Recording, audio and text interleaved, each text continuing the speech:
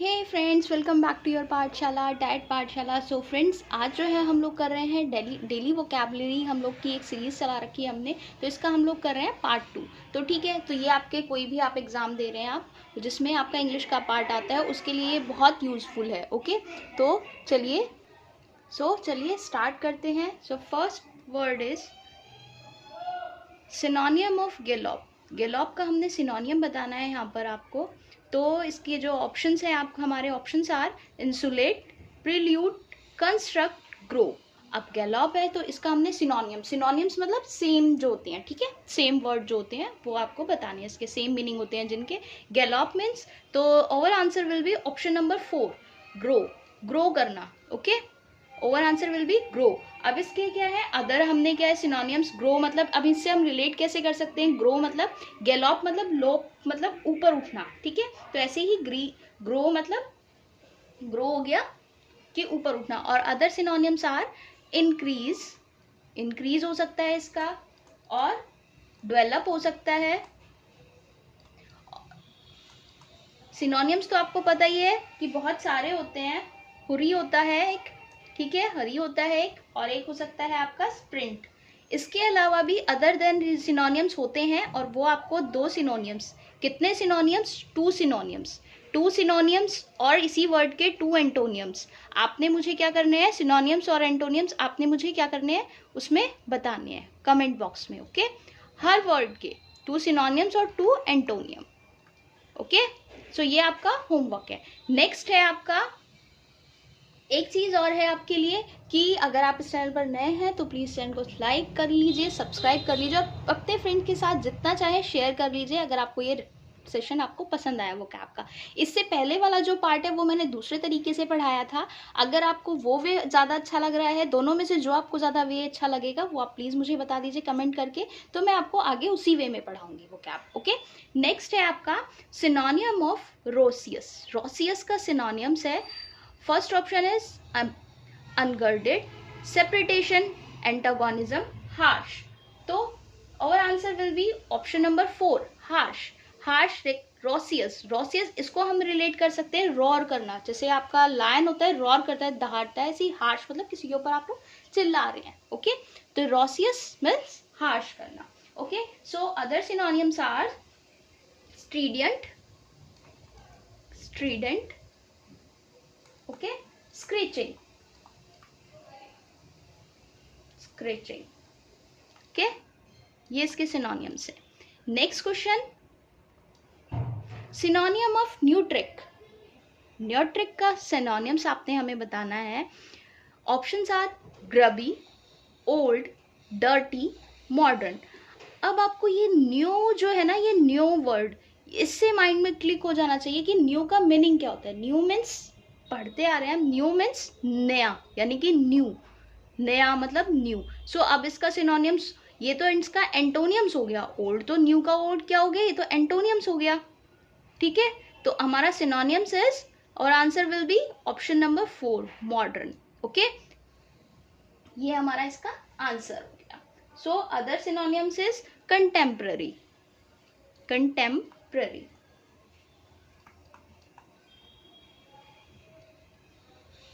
Next question is synonym of compendium.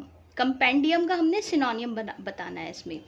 ओबीवियस, matchless, disorderly, outrageous. So compendium, compendium का मतलब होता है आपका कि कोई भी जो काम है आपका कि ऑर्डर में नहीं हो रहा है, डिसऑर्डरली है ना।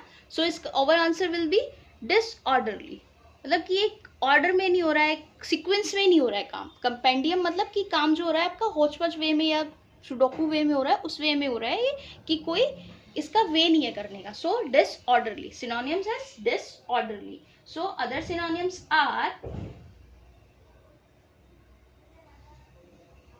कंप्लीट कंफ्यूजन, ये भी हो सकता है इसका, क्योंकि कंफ्यूजन है, डिसऑर्डरली है, कंफ्यूजन में हो गया ना। So confusion, okay, disorderly, complete confusion कि हमें पता ही नहीं है, मिस मैनेजमेंट हो रखा है कि काम कैसे करना है। ओके, कोई भी काम है। Next is synonym of expeditious. Expeditious, expeditious से आपके माइंड में एक चीज है, एक्सपेंडिचर।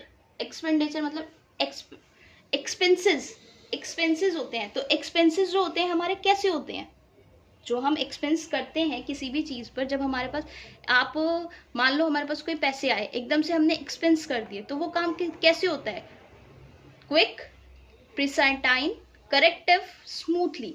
तो वो काम स्मूथली होता है, करेक्टिव होता है, या प्रिस्टाइन होता है, क्विक होता है। तो our answer will be quick. आपको पता है जैसे आपने सोच रखा है आपके पास सैलरी आने वाली है, उससे पहले ही आप सोचना शुरू कर देते हैं, सैलरी आएगी मैं ये काम करूंगा, मैं ये कर लूंगा, मैं अपने लिए ये चीज़ खरीद लूंगी, होता है ना ऐसा चीज़। तो सैलरी आने से पहले हम क्या कर लेते हैं, अपने माइंड में थॉट्स बना लेते हैं, क्विक क्विक मतलब जैसे सैलरी आई और हमने एक्सपेंस कर दिए फटाफट से। तो वो इसका इससे हम रिलेट कर सकते हैं कि इसका मीनिंग जो होगा हमारा क्विक होगा। ओके, सो इसके अदर जो वो हो गए आपके अदर सिनोनियम्स आर, क्विक का क्या हो सकता है other सिनोनियम, Swift, Swift, very good.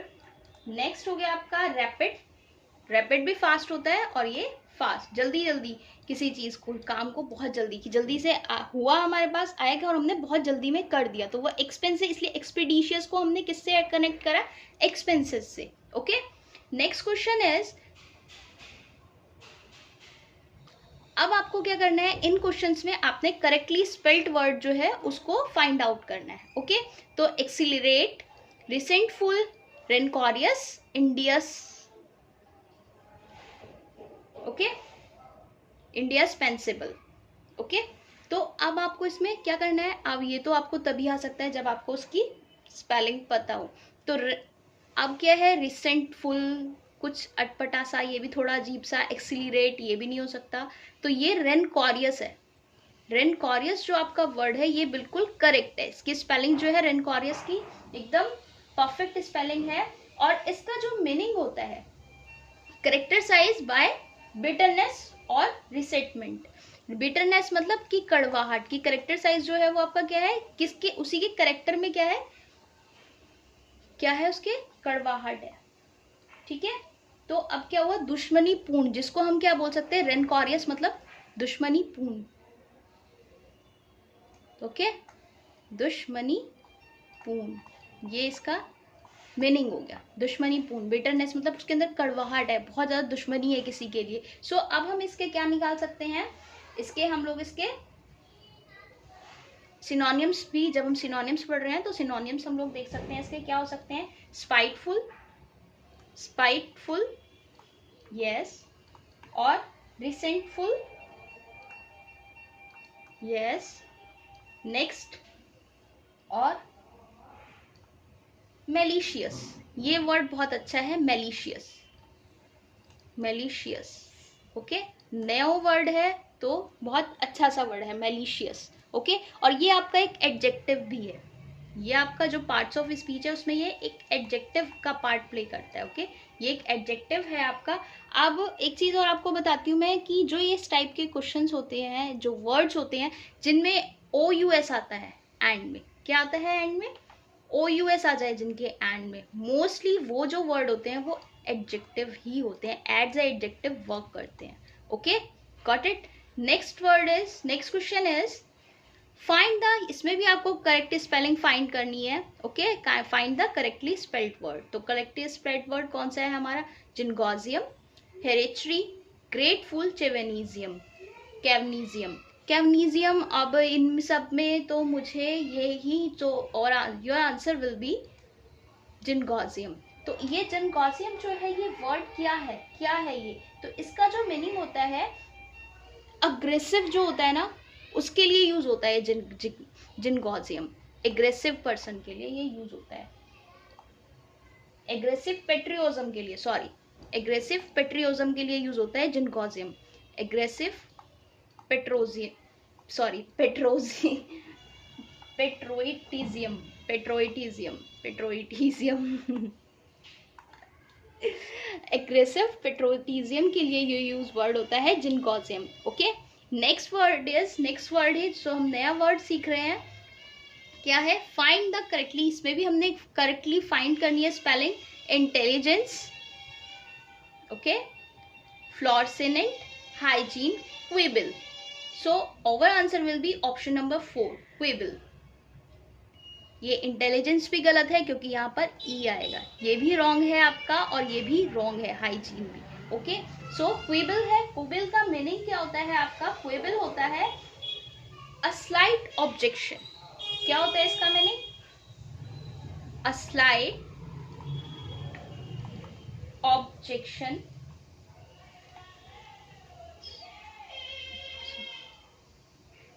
a slight objection और criticism about a trivial matter. किसी भी मैटर के ऊपर आपका क्या है कि आपका ऑब्जेक्शन है और आपको क्या है, किसी चीज से क्या है आपके, कि आपको क्रिटिसाइज किया जा रहा है, ठीक है। सो ये उसके लिए हम क्या वर्ड यूज कर सकते हैं? क्विबल, क्विबल वर्ड यूज कर सकते हैं। और आपका ये होमवर्क है कि इसके सिनोनियम्स और एंटोनियम्स, एटलीस्ट 2 सिनोनियम्स और एंटोनियम्स आप मुझे कमेंट बॉक्स में कमेंट करके बताएंगे। Okay, next question is antonyms of peccable, impeccable, sorry, impeccable का आपने क्या बताना है? एंटोनियम्स बताना है। Okay, so options are faulty, tedious, boring, flashy. So इसमें our answer will be faulty. Okay, faulty जो है वो हमारा आंसर हो जाएगा इसमें इम्पेकेबल में। सो इसका जो इम्पेकेबल का मीनिंग होता है कि त्रुटिहीन, इसको हम बोल सकते हैं त्रुटिहीन, कि अगर ये त्रुटिहीन है, एंटोनियम्स मतलब इसका ऑपोजिट होता है ना, तो त्रुटिहीन, तो इसमें मतलब कि जिसके अंदर कोई गलती ना हो, ठीक है, तो उसको हम क्या बोल सकते हैं? इम्पेकेबल। तो अब उसका जो ऑपोजिट होगा वो क्या होगा? फॉल्टी होगा ना। सो अदर एंटोनियम्स देख लेते हैं हम इसके, सिंफुल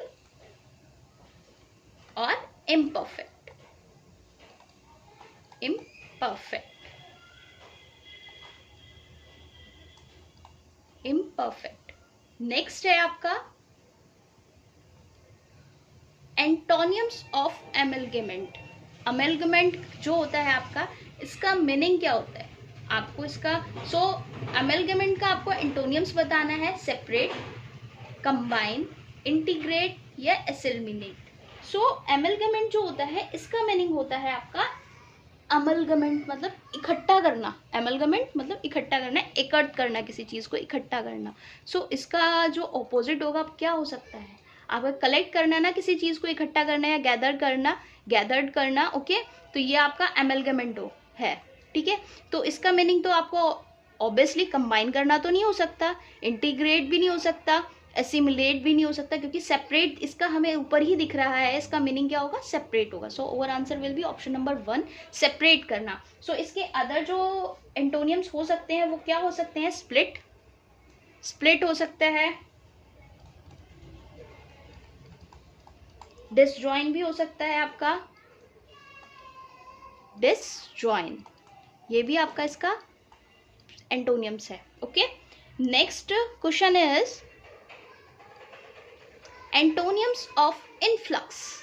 इनफ्लक्स का रिफ्लेक्स, एफ्लुएंट, एक्सोडियस, डिफ्लेक्शन। अब ये जो वर्ड है ये थोड़ा अजीब सा है कि हमने बहुत रेयरली ऐसा वर्ड है, तो कि हमने जो 2 वर्ड थे वो तो ऐसे थे कि भाई हमने थोड़ा बहुत कहीं ना कहीं पढ़ा है। ये तो इनफ्लक्स जो वर्ड हो गया, ये तो ऐसा हो गया कि इसको तो हमने कहीं थोड़ा बहुत पढ़ा ही नहीं है, ठीक है। तो इसके बारे में हमें पढ़ना है कि इनफ्लक्स, इनफ्लक्स को हम लोग किससे रिलेट कर सकते हैं? एम्पिटी से, ठीक है। एम्पिटी हो गया, एम्पिटी हो गया ना हमारा वर्ड, इनफ्लक्स का एम्पिटी से हम क्या कर सकते हैं? रिलेट कर सकते हैं। एम्पिटी मीन्स खाली। अब रिफ्लेक्स, एफ्लुएंट, एफ्लुएंट, डिफ्लेक्शन, ये तो इसके मीनिंग नहीं हो सकते। So over answer will be option number C, exodus. Exodus का मीनिंग होता है, एक्सोडियस मतलब बहुत ज़्यादा, ओवरफ्लो, बहुत ज़्यादा हो गया चीज़ से, तो इसका ओवरफ्लो हो सकता है इसका एंटोनियम। और क्या हो सकता है इसका?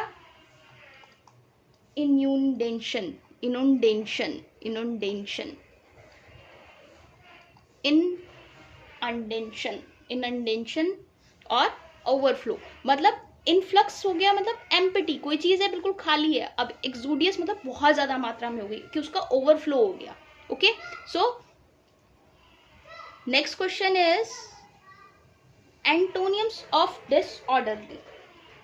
अब डिसऑर्डरली मतलब अलग ही दिख रहा है आपको, डिसऑर्डरली मतलब कि कोई वे में नहीं हो रहा है, कोई वर्क जो हो रहा है वो क्या हो रहा है कि एक मिसमैनेजमेंट हो रखा है, ठीक है। सो उसका जो हम लोग वर्ड यूज कर सकते तो उसका ओवर आंसर ऑर्गेनाइज भी नहीं हो सकता, क्योंकि वो क्या हो गया, नहीं, adjust, arrange, chaotic, okay. Disorderly मतलब क्या हो रहा है हमारे डिसऑर्डरली से, मतलब ये हो गया कि हमारा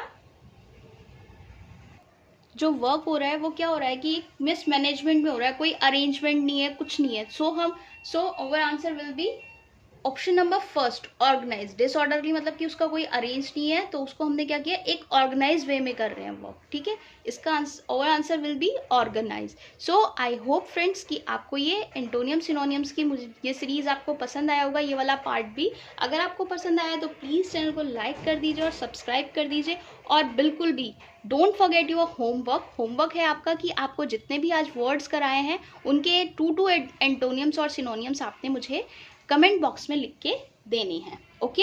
सो आई होप कि आपको बहुत पसंद आया होगा ये, सो अपने फ्रेंड्स के साथ बिल्कुल शेयर कर दीजिए जल्द से जल्द। So till then bye bye.